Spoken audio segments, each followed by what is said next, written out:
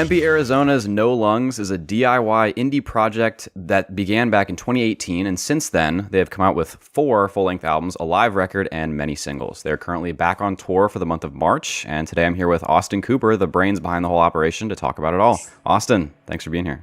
Thanks for having me. How you doing? Good. How are you? Not too shabby. I'm a little tired. We played in Flagstaff, Arizona last night, which is about 2.5 hours away from where we live. So, and it was a late show. We got back into town, back in Tempe at around 5 a.m. Damn. But I'm vibing out. I'm ready to go. All right. Awesome. How was that show? It was so fun. Really? The scene in Flagstaff, Arizona is it's amazing, man. Yeah, because we played in Tempe in our hometown, like 20 minutes away. Mm-hmm. We played there the night before, and we were competing with so many other things happening that night. There was a huge festival that was happening. There were a couple of like really big bands playing these huge venues and stuff. Oh, wow. So it was, it was all right, but Flagstaff just insane, blew it out of the water. Cool. Glad to hear that. Yeah, I was actually going to ask, how have those, because I think you've only played, like 2 or 3 shows on this tour that you just started on, is that right? Yeah, we're starting it around Arizona. Okay. So we played in Mesa on Friday night, which is about 20 minutes from our hometown. We played in Flagstaff last night, and that's all we got so far. We're playing at Tucson next week, which is about an hour away. Okay. And then after that, we're like actually leaving the state. Awesome. And playing out.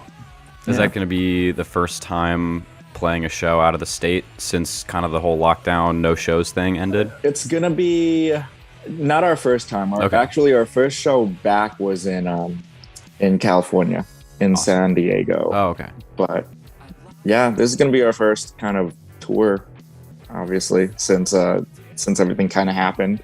Yeah, that's got to feel good. How have these last few shows been? Have they been a little strange? Have they been at least some sort of semblance to how shows used to be? Yeah, I mean, they've been pretty all right. I mean, Flagstaff was amazing. Mesa was also amazing. But actually, yeah, coming back into the show thing, we played a couple shows since, everything kind of got a little bit better. And then it got worse, and then it eventually started to get better again. But at that point where things were starting to get better the first time, we went out and played in California, and we played another show in our hometown. That was kind of weird, kind of getting back into it, getting back into the flow of things. Yeah. I got like the jitters again, like actually playing in front of people, which is something that was missed and kind of new. Kind of coming back to it. But yeah, I mean, after that, like, it's kind of easy peasy. It feels just like, it feels almost just like normal again. That's good. What would you say needs to change before it like fully feels like normal? That's a great question. I think the main thing, it's still kind of weird, like having to go and show a Vax card and be like, okay, yeah, I got my mask, I got everything.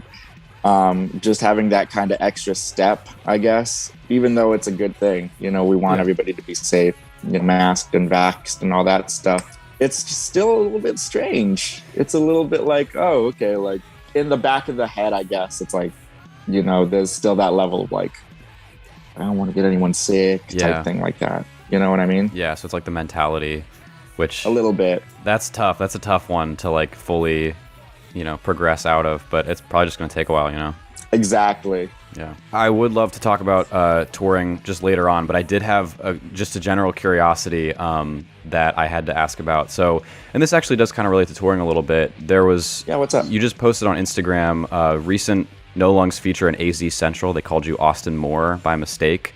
Yeah. Which, I mean, I think that's funny in itself, but I was actually reading some other interviews you've done in the past, and I noticed... One of them from, I think it was 2018, called you Austin Ryan, which is even more embarrassing for them because they actually had an in-depth conversation with you. So why does this keep happening? Okay. So the Austin Moore thing, I don't know how the hell that happened. Like, I'm gonna be straight up with you. I don't know how that worked out. I'm nowhere close to Austin Moore. The Austin Ryan thing happened a little early on. Because there was a point, like even on our old CDs, there was a point where I was calling myself Austin Ryan.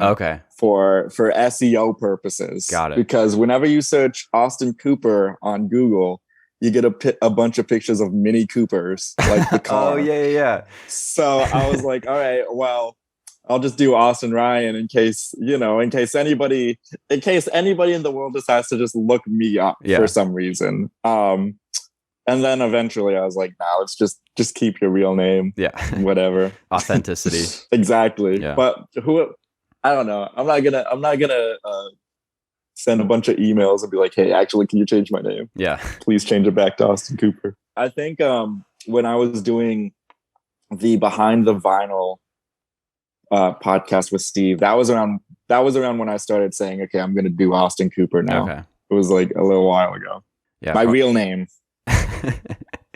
I honestly can't think of anything for the Austin Moore thing aside from, someone was just like, wait, what was that guy's name again? And someone was like, I think Moore. And they're like, all right, cool. We'll just go with that. In my head, like the thing that I was thinking that it might be a long shot was they were talking about something about like the 90s, like associating us with them. They're like, yeah, they sound like the 90s or whatever.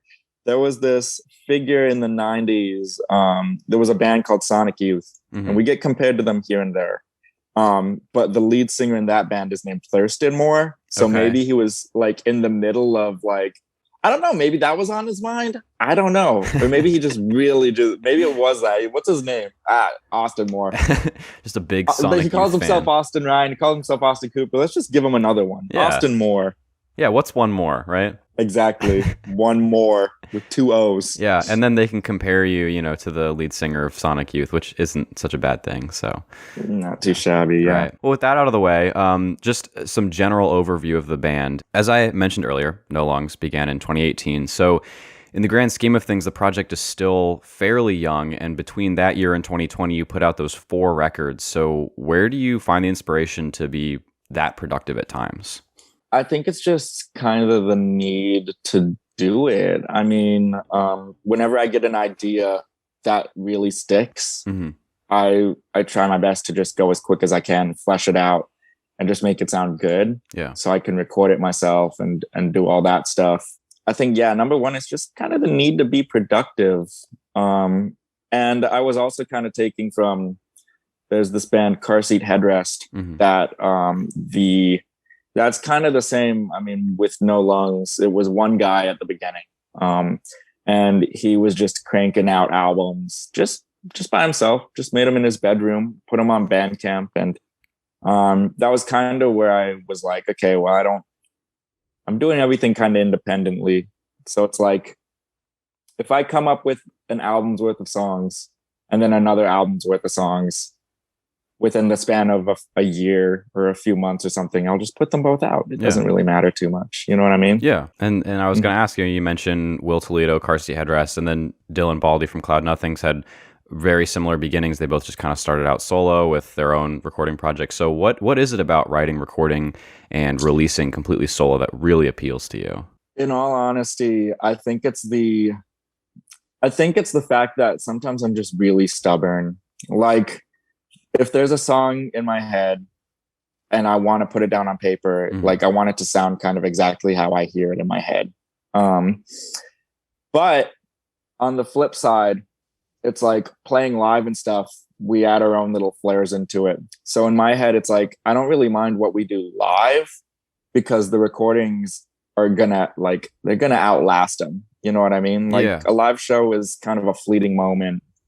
Whereas like a recording, exactly as I thought it would sound in my head and stuff, like kind of the master, kind of just, it's always going to be on Spotify. It kind of lives on forever. So I think I'm a stubborn person. Sometimes I want things to sound exactly as they sound in my head. Yeah. And I kind of like the control of it too. Like being able to just, I don't want to be the person that's like, no, that drum take sucked. Like, let's do it again or something like that. Yeah. I'm just like, nah, I'm just going to do it all myself. Yeah. And so how does that factor into like the chemistry when you guys get together and play the music that you've written and recorded by yourself in a live setting? It's still a little weird for me. For the rest of the guys, they're cool with it because I kind of lay it out right. I'm like, hey, like, I'm recording everything myself, but I definitely don't want to have like a loop or a drum machine live. Yeah. So the main thing too is when No Lungs started, it was just going to be a recording project and I wasn't going to play live. And then eventually I was like, okay, these songs go hard. Like, let's play live. So I was really meticulous in the people that I hit up because I wanted to make sure that they knew that I wasn't looking to record with them. And I also wanted them to know that at the beginning, it was supposed to be a revolving band. So just whoever wants to come play, you know, we'll learn a set and we'll just do it. And that's how it was at the beginning.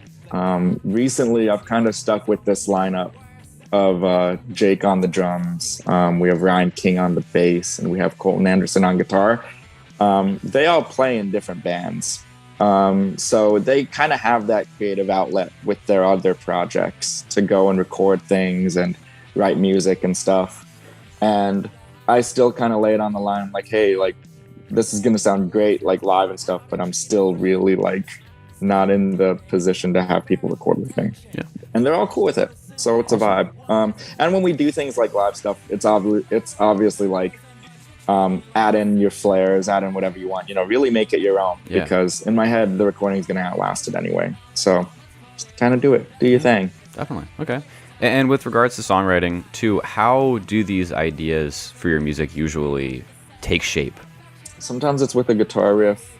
Sometimes it's with a drum, kind of a drum beat. But other times I'd hear something in passing or I'd hear something on TV or I'd read something that just seems like a cool line.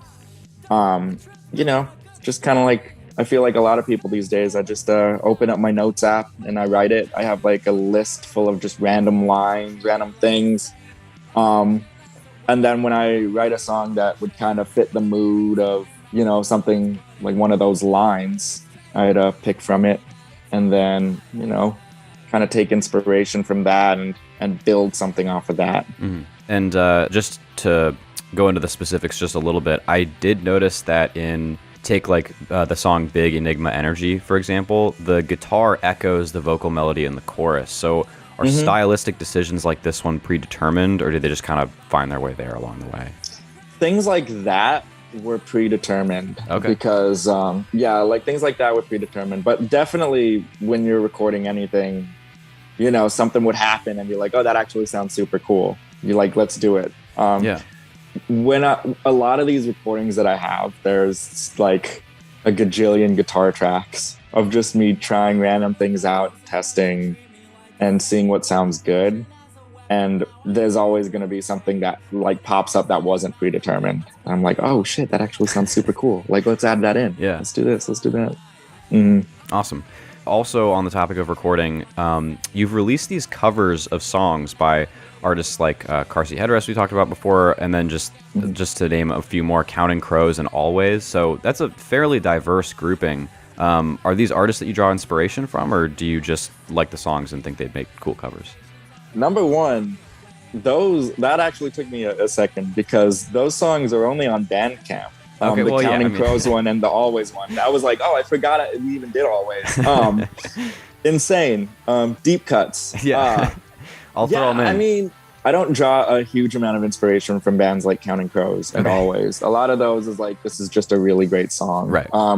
Car Seat Headrest, obviously, I drew some inspiration from it. And I was like, okay, I'm going to just kind of cover this one. I'm trying to think of other songs on there. There's one that's called Big Dipper by the band Built to Spill.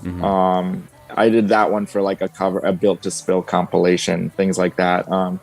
In all honesty, it's just like, you know, these songs are really cool. It'd be cool to kind of do one.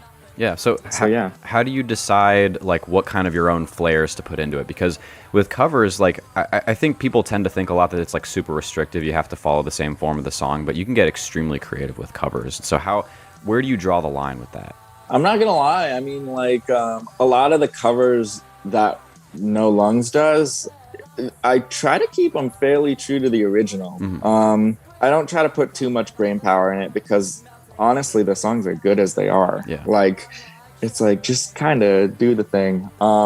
Sometimes, I mean, we'll add little things here and there, but for the most part, it's kind of just kind of keeping it as it is. There was at one point, there was a little EP that I did that I took off now, but it was like acoustic songs, acoustic covers that I did just in quarantine. Okay. And I think on there was like, I don't know, it was like Photo Booth by Death Cab and like Bright Eyes and things like that. Oh, wow. So yeah, especially with like things like a Death Cab song, I was, there was a little more effort being made into actually like kind of making that sound good without drums or anything like that. But 95% of the time, it's just kind of keeping it to how it is already. Okay. Yeah. Cool. And with listening too, you've mentioned, I think this was in the Behind the Vinyl interview, that you a lot of times take a more analytical approach to listening to music just in recent years since you've been, doing this project.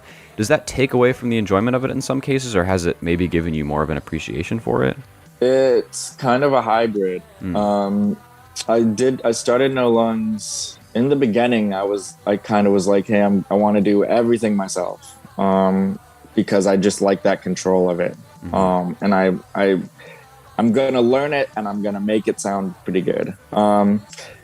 So yeah, I mean, part of that, especially with like mixing things, I feel like I've gotten much better at it now, but there's so many times where at the very beginning too, I would hate it. Like it would take all of the enjoyment out of it.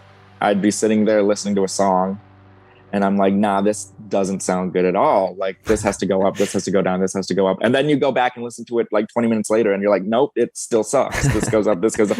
So yeah, it took a lot of the enjoyment out of it at the beginning. But to me, it's all worth it listening back to that finished product where you can say, you know what, all of this kind of went into it and it worked out, Yeah. You learn new things along the way too, like especially with recording and mixing and stuff like that.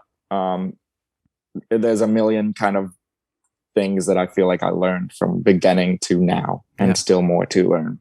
That's awesome. How would you say that's reflected in, the progression of your albums? Because I know you had to re-record, was it the first two? The first two I had to re-record because it was just kind of the way that it was recorded. Usually if you want things to sound good, you need to like on the drums, you want to put mics on each drum. You want to have a mic for the room and stuff like that. But when I did the first two No Lungs albums, instead of having a mic to pick up each individual drum, I had one that picked up the entire drum set. Okay. And then so basically, all that out of the way, the first two No Lungs albums, I didn't know what I was doing. And it all sounded extremely like muddy. Got it. Because you couldn't move certain drums to different like ears. Everything was like smack dab in the middle. And everything just sounded super muddy. And then, yeah, eventually I was like, okay, like I got to take this a little more seriously. And ended up, I think it was at that point that I was like, okay, I got to actually learn to do this. I got to actually learn to do this myself. Like no more kind of coasting on like, no more coasting. You got to actually kind of try to put a little effort into this. So yeah, I went back and I redid both of those. And then, after that did two more that I didn't have to redo, luckily. So yeah. So after deciding to redo those first two albums, was that around the same time you decided you wanted to be more than just a recording project? Yeah, I mean, it was a little bit before. And another part of the reason that I decided to do both albums is when we started playing live, I started to realize that I don't sing live the way that I do on the records, like the first two at least. Okay. First two, I was like, I put on this nasally like voice, like, so instead of like my talking voice or whatever, I'd go like this. This is gonna be my nasally voice. And so I do that and I'd be like, this sounds so sick. It sounds like Placebo. Like, let's go.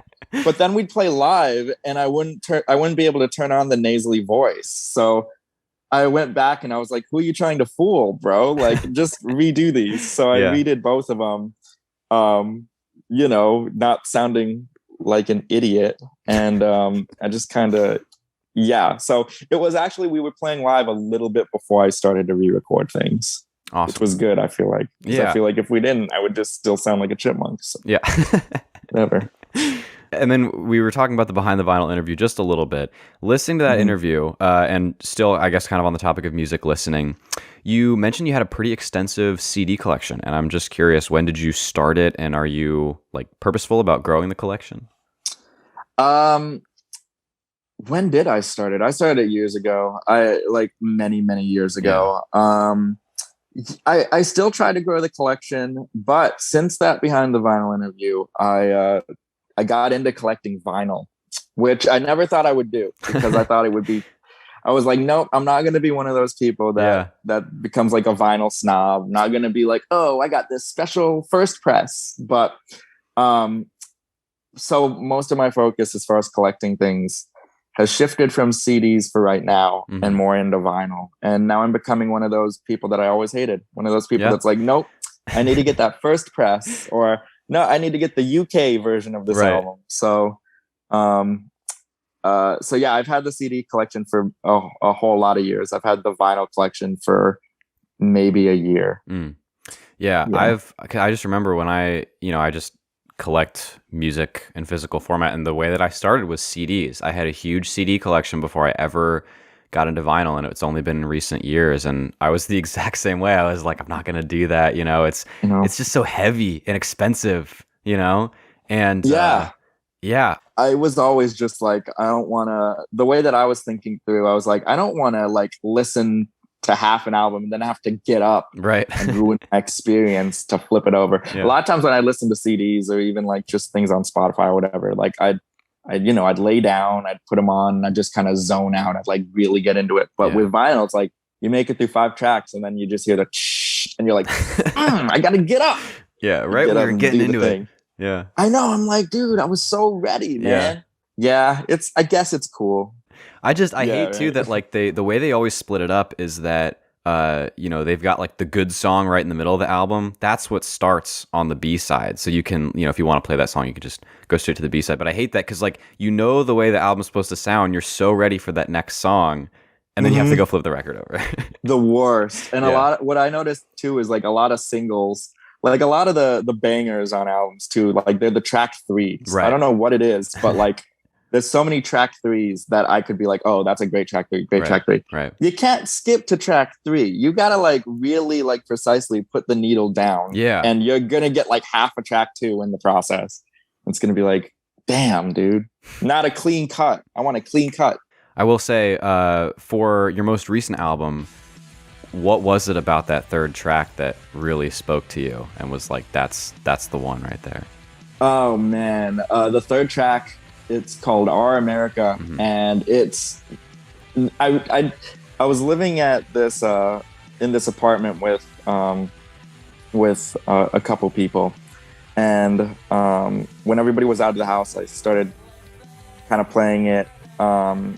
I got that idea, and I think the chorus just really stuck out. I don't think it's like a political song by any sense, but it's definitely like, hey, I'm kind of pissed off at kind of everything that's happening. And the solo in it, I think, kicks ass. Yeah. So I was like, okay, let's go. Let's do this. Yeah. I mean, I just thought it was a good track 3, a good place to put. When I was originally making that album, I knew I had my track 1 and my track 2 already. I was like, I know it's going to start with at Metro Square, and I know it's going to go straight into Kurt Cobain. Yeah. And then everything after that, I was like, I don't know what's going to happen. But Our America, I was like, let's put that at track 3. It sounds like it's going to be a banger. Let's go. Yeah. And I think, I don't want to say it's my favorite song on the album, but it's after listening to it on repeat for like a few days, like the whole album on repeat for a few days, like that's the one that's stuck in my head. Like it's just, I appreciate that, man. Yeah. Yeah, it's That's like awesome. It goes right into it, like right into the action, and it's just it's awesome. Especially after Kurt Cobain too, you're like ready for more, and then you get it. You're met with that song. That's kind of what I was thinking. I was like, all right, when I was like I said, I had my first 2 tracks picked out, but the rest I was like, I don't know what I'm gonna do with this. But yeah, the first thing I was like, okay, I definitely don't want to go into that acoustic song immediately after Kurt Cobain. We got to keep this hype up. Yeah, it's kind of like making a set list. It's like we want to keep our hype up, and then we want to kind of tone it down for a hot minute, and then we want to just kind of pick it back up a little bit more. Yeah, and you've posted the set lists for your past couple shows, and I know some artists are, not that they don't want people to know it, but they'd prefer for people to be surprised. And so do you think about that at all, or you're just like, oh, here's the set list? We change our sets every night. Okay. So it's not a worry for me. We played in... And that's how I've always been doing it. Like, you'd be able to go see our first show and you'd be able to see the set list. Because I was just so into, and I still am, I was just so into like making sure there was a document of everything. So yeah, you'd be able to see every show we played, all of our set lists, things like that. It's not a huge concern for me. Okay. It's whatever. Yeah. And honestly, like when if I'm at a show and I happen to be like right next to the stage, I need to look at the set list, if it's sitting right there on the floor, like I have to like bend over, I have to like take a picture of it or something. I just want to know. So I feel that. Yeah. Before I go to shows and stuff, I look on Setlist FM. I just try to see what they're playing. My roommate isn't into that. There's somebody that I know, one of my friends, that isn't into that. They'd much rather just be surprised. But the way I see it, I'm like, I want to know what they're playing. So I'm like, I got an idea of like, like what to get hyped for. It just makes me excited even more that they're gonna be playing this song tonight. Yeah, like I have to know. I don't know what that is. What I used to be really into doing was I would take a set list or kind of see what the trend has been, like what songs they've been playing. I'd make a playlist of it, and then I'd listen to that to get ready for the show. And then whatever the specific set list they would play, I would make a new playlist, and just so I could listen to it in like later years and be like, that's exactly the order they played the songs in. Dude, I love that. Yeah. I think I only stopped doing it so much. Well, there are probably a lot of things, but pandemic for sure, not going to shows for like a year and a half. But what I noticed was that a lot of times people would play like unreleased stuff, and I'd try to go to Spotify and make a playlist. I'm like, this song's not up yet, like it would just ruin the order. So I feel that the worst one, like that happened to me. I saw this band Joyce Manor. They played at the Yucca Tap Room here in Tempe, and they had this song called Catalina Fight Song, which was, oh my God, I was so into it at the time, and I looked it up and I was like, I can't find it. I was like, I need to hear this song. And then 2 years later, it finally comes out. But those 2 years, I was like, come on, dude. Yeah, and then I'll even like forget what it sounded like. I'll just remember the title. I'm like, that was a good song, but I have don't remember what it sounded like at all. And then it'll come out. Exactly. But honestly, it's part of the experience. Like it keeps you locked into your favorite bands. Yeah. One of the things with No Lungs, because I did keep that in mind. I was thinking of that when we were starting to do things, and I'd start writing a new song or whatever. But my main thing, I was like, I want to make sure that we're playing songs that we already have out right now. Yeah. So someone can go back and find the title and just listen to it instead of having to wait, Lord knows how long until I put it out. We're not that big. We're not that big band yet. Do you think at all about like, let's play this unreleased song and just like give people a little teaser or just something to get excited about? Like, does that cross your mind maybe? Sometimes, but it's also, we're in kind of a weird position, and it kind of fits in with being one person and recording things. There's such a back catalog of songs that have been out that a lot of the focus is like, hey, let's learn this song that we've never played and do that. It's a lot of like teaching the dudes the songs that they already have. You know what I mean? Yeah. I mean, maybe down the line when there's a little break, we'll probably, I don't know, play something new. Yeah. And speaking of, comparatively, it has been a bit since you've put anything new out. And I say comparatively because for a lot of bands, it's really not that strange to go a year and a half, 2 years without releasing anything. But for you guys, because you're pretty active there towards the beginning. Yeah. And so I did want to talk just a little bit about the hiatus. It was less than 2 weeks after the release of your most recent album in 2020, I believe. You announced that indefinite hiatus. And you talked about it in that Instagram post you made, but what specifically do you think led up to that decision? There was just a lot of things kind of going on in my life at the time. I was still going to school. I had put so much work into that last album that I knew I just kind of needed a break. You needed a break from things. But I mean, No Lungs has been breaking up like 10 times. And then we always get back together. We always, meaning me, I get the motivation again to just do it like 2 weeks later. But there's this running joke where we just keep saying No Lungs is dead. We're like, yeah, No Lungs is dead. Like, it's not a thing anymore. We ended up going so far as making stickers that just say like No Lungs is dead. That's awesome. Just stupid little things like that. And like we still ride with it. We're like, oh yeah, No Lungs, that's been dead, but we're playing some shows. We're going on tour and stuff, but we're dead. We're not a band. Yeah. No. And just kind of keep riding that forever. We were gonna make shirts that say No Lungs is dead too, but we were like, no, let's not do that quite yet. It's a little bit, like a little too much. All right, a little too much of an inside joke. That's fair. And so what went on during the hiatus? Like what was going through, because I know, most of it was like pandemic related, but what was going through your head exactly? What kind of stuff did you think about in terms of the project and potentially getting back to doing things again? There was a point when I stopped it, like right when I stopped, that I was like, I don't really want to do music for a little bit.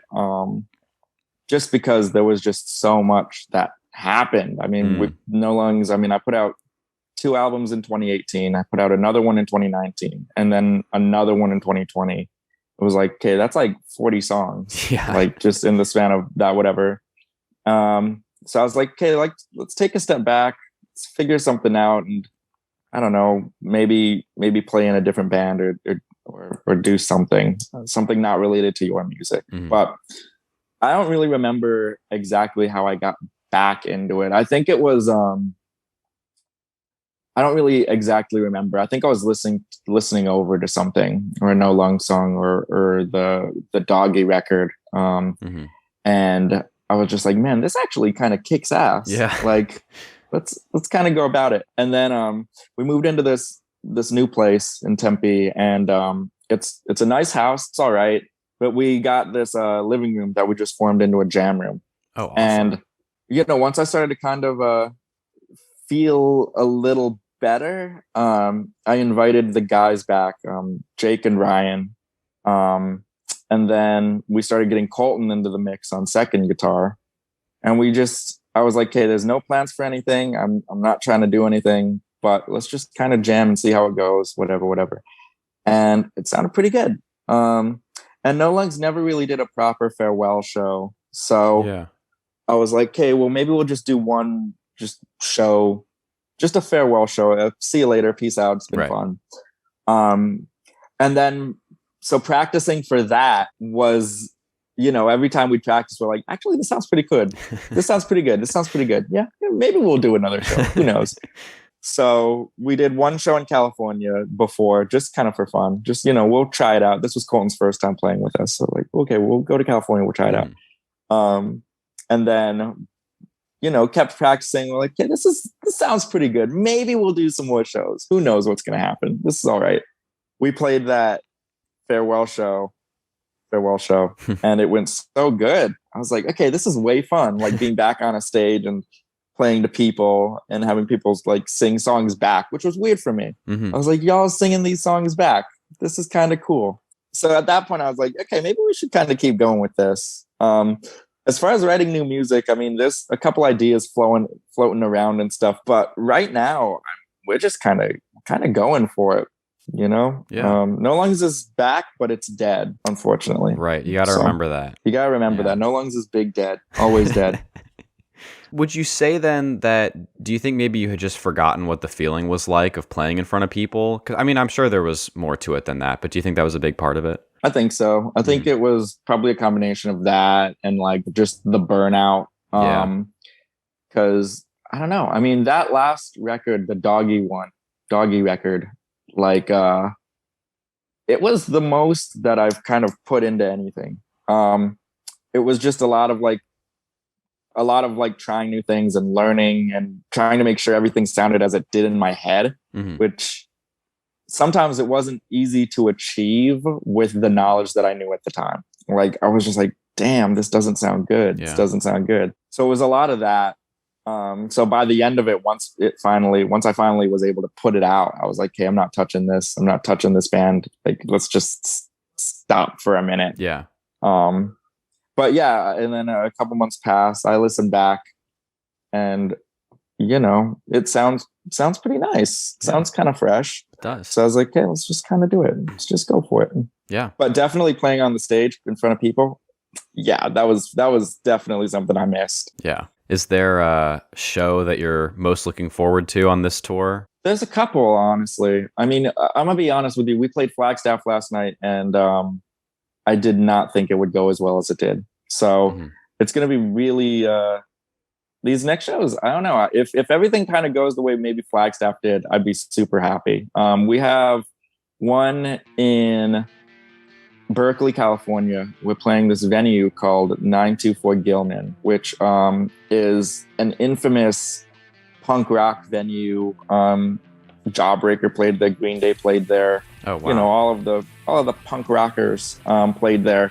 And the catch was, to play Gilman, you couldn't be signed to a major label. That was kind of their thing. It still is. So it's like you got like Green Day and all these bands when they were still like youngins, you know, in their younger years. So, so that's gonna be cool. That's gonna be really cool to play. I'm really excited. But the way that everything's being promoted so far, it seems like everywhere is gonna be like a blast. So I'm really excited. That's awesome. To see how it goes. Yeah. Yeah. And you talked about being surprised at the Flagstaff show. Have you kind of been approaching it with low expectations, or was it just that? Okay. 100% low expectations. We played. Even playing places we knew, like even playing in Mesa. I mean, like, I'm gonna be honest, the turnout for Mesa wasn't like I thought it was gonna be. I was like, okay, you know, we were competing with so many different things that night. Yeah. And it was like, okay, it was really hard to kind of get people out. So from there, I was like, okay, yeah, I mean, if it was hard to get people out to this one, how is this next one going to work? Yeah. And Flagstaff showed up, man. I came in there with low expectations. The show started at 9:30. We didn't even get to play until 11:45 in the morning. And it was packed. I was so excited to play because we were under the expectation that everybody would be gone. So we were like, okay, we'll just go up there. We have an hour set. They want us to play an hour, but we'll just cut it short. We'll play maybe a half hour, 40 minutes maybe, and then just get out of there. Went up there, we played our 40 minutes, got requests, which was weird. So pulled some of those out. Awesome. Pulled one or two out. And then got two encores. Wow.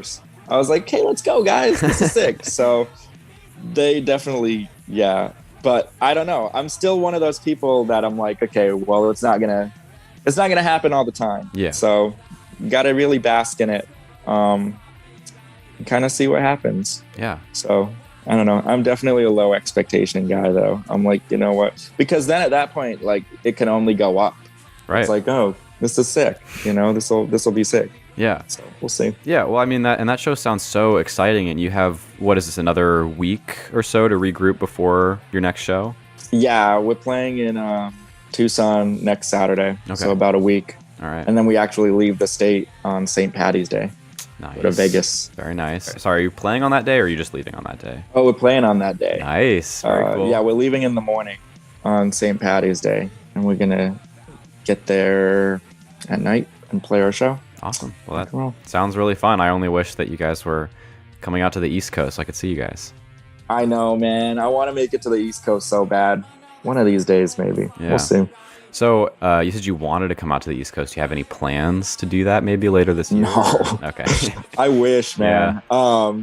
Yeah, I wish. I don't really know, honestly. Fair enough. So we talked earlier about it having been a while since your last release. So what else can we expect from No Lungs moving forward? Is there more music? That's a good question. In all honesty, I haven't really thought too much about it. I mean, like I said, there have been ideas brewing. Mm-hmm. My voice memos are slowly getting full of ideas of riffs and lyrics and stuff. So I wouldn't be surprised if I get that itch and put out something this year. But for right now, we're just kind of focusing on kind of getting out and playing some shows out of state, playing up on the West Coast, Utah, Colorado, all that stuff. Yeah, I mean, that's kind of the vibe, but we'll probably put something out, some content in this year. That's good. I'm looking forward to it, whatever it may be. So I appreciate it, man. Yeah, of course.